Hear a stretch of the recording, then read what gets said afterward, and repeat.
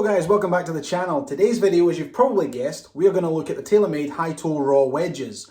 We're going to hit some shots from different distances, we're going to hit some shots from different areas of around the green, and we're really going to see what these things can do. Let's get stuck in and enjoy. One other thing, the more likes the videos get, the more people that YouTube show the videos to, so any thumbs up would be massively appreciated. Hit that little thumb. Enjoy the video.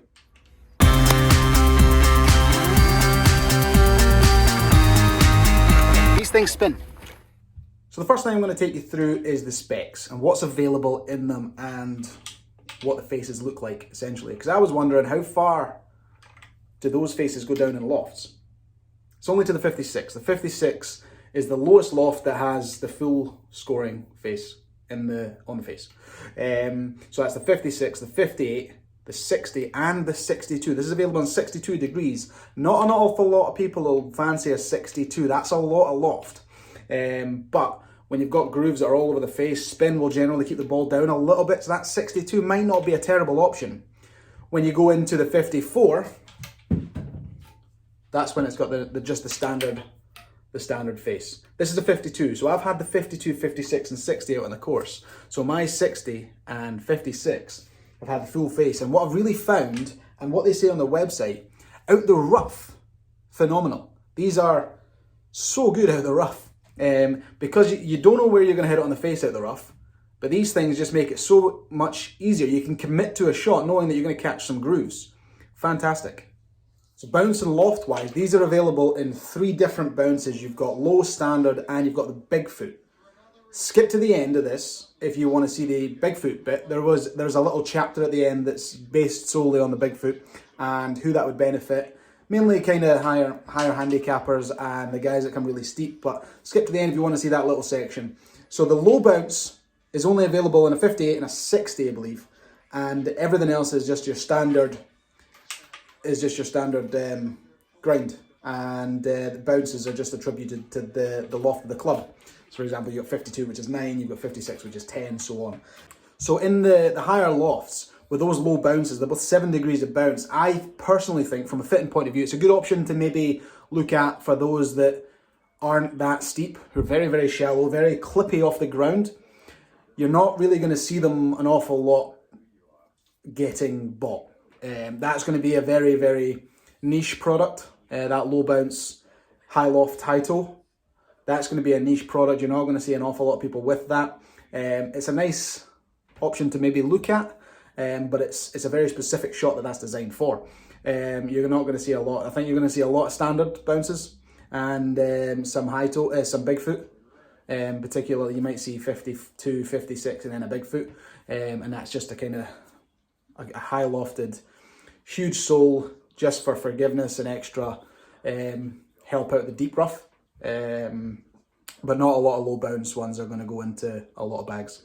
So I'm here hitting some different shots from different ball positions. I'm putting some forward, I'm putting some back, I'm leaving some in the middle. I'm hitting 15, I'm hitting 30, I'm hitting 40-yard shots, just to try and feel just to get the feel of what these clubs can do and what I feel like I'm going to get out of them. And around the greens in every opportunity, they felt good. They felt good. I've not had a lot of different pitches from one club feel as good other than a Titleist Vokey, to be quite honest with you. And I really like the way they sit and I really like the way they look. They're doing a really good job.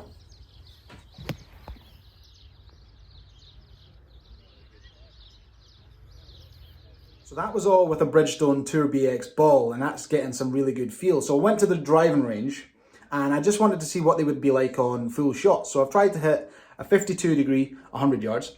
I've tried to hit a 56 degree, 75 yards. And I've hit some kind of cut off shots. I've tried to hit them 50 yards with the 60. So let's see how they get on with those. So the biggest thing for me, and these are range balls, so I'm not going to talk about feel because it was a little bit clickier, the range balls. They are going to do that. I'm going to take my feel from where it was hitting the Bridgestone balls. What I liked with these is behind the ball, 52 was good. The 52 it just looks like a standard wedge, what you're used to. You went to the 56 and 60, yes, they look big. They're behind the ball, they look really, really slick. And I really like the way they sit. And I think a lot of golfers are going to like that. Particularly amateur golfers, because we don't really know, me, myself included, We don't really know where on the face we're going to hit it time after time, particularly at a rough and at bunkers. We really shouldn't be hitting the face at bunkers, but really, really good. Really, really good, especially the way they sit. So this is now your big foot, and I'm trying to hit some different shots from different pins, and I want to see how versatile this wedge is compared to the other ones. Now these are probably the most versatile, the standard ones are probably the most versatile wedges currently on the market because of what they offer and what they can do. Now the Bigfoot, you do notice, I mean, it is quite flat here, and then it's shaving off here. It's 15 degrees of bounce, now that's big. This is going to be very, very good for the guys that come in a little bit steeper or just want to splash it out of the bunker and struggle. This is going to be very, very good for that kind of shot. In conclusion, these wedges are very, very good. I really, really like these wedges, and I am going to put at least the 60 degree in my bag, which is the HITOE, not the Bigfoot, just the standard one. And I may also go 50 and 54, it just depends on what else is potentially coming out, or if I get better performance, better ball flight, better spin rates out of a Vokey or an RTX Zip Core, or I do really like the RTX Zip Cores. Even milled grain 2. Taylormade still have milled grain 2 running alongside these, so this is not the only wedge offering Taylormade have at the moment. They do have the milled grain 2, which are very, very good as well. They are massively popular. Now, price-wise of the raw wedges, they're coming in at $149 a wedge, which yes, does jump off the page, is a little bit high for a wedge, but when you back it up with the performance and the longevity that these are going to have, $149, depending on the grip, you can change the grip, it does make it a little bit more. If you wanted a grip in line with what your irons had, which would be recommended, to be honest.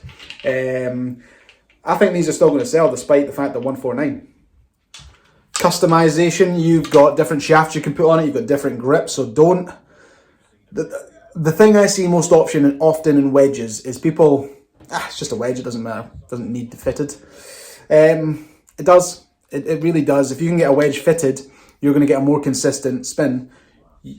Unfortunately, we use wedges quite a lot, and well, unfortunately for me anyway, we use wedges quite a lot, and it is important, even more so on the smaller shots, because we want the margin of error to be smaller, and we need that spin, that control to be consistent. We don't want it running 15 feet one day and 5 foot the next day. So that's ball choice, and that's wedge fitting. These are massively important. But no, this was my first wedge review. Give it a little thumbs up.